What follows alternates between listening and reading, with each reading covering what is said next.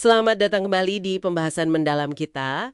Oke, hari ini kita fokus ke bab 7 dari bukunya Kenichi Omai, The Mind of the Strategist, judulnya Rahasia Visi Strategis. Sumber kita, ya bab ini aja. Misi kita, mau coba gali apa sih intinya berpikir strategis, yang fleksibel, yang visioner gitu. Bukan yang sekedar ikutin rumus kaku lah.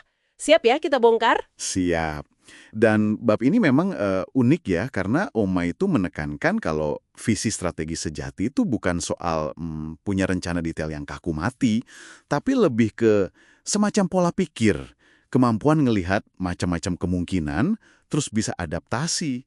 Yang penting juga, gimana caranya menghindari jebakan-jebakan berpikir yang, wah, sering banget terjadi tanpa kita sadar. Kayaknya ini sering banget ya, dianggap gagal total padahal mungkin masih ada jalan lain gitu. Benar sekali. Omai bilang, bisnis itu kayak proses analog, banyak gradasinya. Bukan digital yang cuma ada 0 atau 1, gagal atau sukses mutlak. Selalu ada ruang buat penyesuaian, ya kan? Buat memperbaiki, minimalisir rugi, atau malah bangkit lagi. Intinya sih, ya itu, kelenturan mental. Sadar kalau hampir selalu ada pilihan lain, bahkan pas situasinya sulit banget. Kehilangan ini, wah, bisa fatal. Nah, ini nyambung ke poin berikutnya yang menurut saya wah nusuk banget nih. Omai bilang, ngejar strategi yang sempurna itu nggak perlu, malah bisa bahaya katanya. Cukup sedikit lebih unggul dari pesaing, dan yang penting dieksekusi di waktu yang pas. Terlalu asyik moles detail kecil, malah bisa kayak ngerapiin kursi di dek Titanic yang lagi tenggelam. Itu analoginya, kena banget. Ya, itu analogi yang kuat banget. Kena ke intinya dilema antara konsep ideal sama kenyataan di lapangan. Mirip lah kayak strategi militer juga. Kalau kita terobsesi ngilangin tiap potensi kelemahan, sekecil apapun, itu malah buang-buang sumber daya paling penting, waktu dan kesempatan. Omae nunjuk contoh pengusaha kayak pendiri Honda atau Matsushita.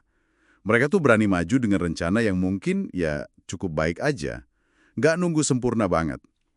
Sementara perusahaan besar yang mapan, seringnya malah kejebak analisis paralisis. Nganalisis terus-terusan sampai peluangnya lewat. Lupa mereka, kalau cukup baik tapi dieksekusi cepat, itu sering ngalihin sempurna tapi telat. Oke. Jadi kita mesti hindari jebakan hitam putih, terus jangan jadi perfeksionis juga. Tapi, gimana caranya kita bisa aktif menciptakan visi strategis yang seger kayak kata Omai? Di sini dia punya pendekatan yang lumayan radikal, kan? Biasa. Jadi bukannya mulai dengan daftar panjang apa yang nggak bisa dilakuin. Karena ya batasan sumber daya lah, aturan lah, kondisi pasar lah. Omae nyaranin kita balik pertanyaannya. Coba tanya, solusi idealnya apa ya andai kata semua batasan ini hilang? Ini bukan ngelamun kosong ya, tapi latihan mental. Biar kita ngelihat batasan itu bukan tembok permanen, tapi rintangan yang mungkin bisa diatasi. Bisa dinego, bisa disiasati. Fokusnya jadi geser kan? Dari ngeluhin keterbatasan, jadi nyari cara nyingkirin penghalangnya. Perubahan mindset dari, nggak mungkin. Jadi, gimana caranya biar ini mungkin? Itu kuncinya. Contoh yang dia kasih soal perusahaan yang awalnya misahin unit manufaktur sama penjualan, malah konflik internal. Terus solusinya justru diintegrasiin lagi. Itu nunjukin gimana berani mempertanyakan struktur, bisa buka jalan baru. Oke, jadi kalau saya coba tarik benang merahnya nih ya, rahasia visi strategis menurut Omer ini intinya bukan di rumus rahasia atau analisis yang rumit gitu ya, tapi lebih ke sikap mental. Cara kita mandang masalah dan peluang gitu. Tepat sekali. Visi strategis itu lahir dari rasa ingin tahu yang nggak berhenti. Keberanian buat mempertanyakan asumsi dasar. Kenapa sih harus begini terus? Dan berani nantang status quo. Tapi, Omei juga keras banget ngingetin. Visi aja nggak cukup. Eksekusi itu segalanya. Strategi sekeren apapun, ya bakal sia-sia kalau implementasinya nggak efektif. Ingat analogi lomba perahu dayung.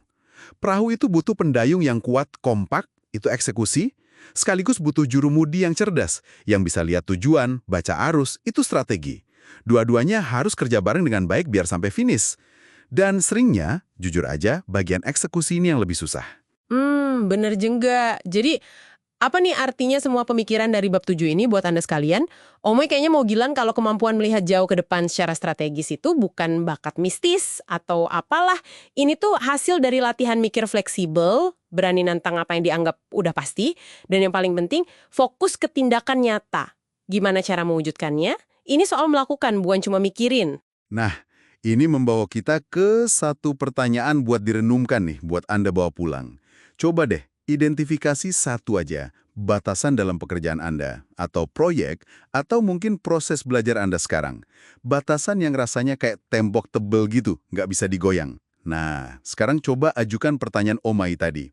Andai kata batasan ini nggak ada, solusi idealnya kayak apa ya? Siapa tahu, latihan ini malah buka perspektif baru. Mungkin nunjukin kalau tembok itu nggak setebal kelihatannya. Atau mungkin ada pintu lain yang belum Anda lihat selama ini. Ya, sebuah pemikiran buat direnungkan lebih dalam deh.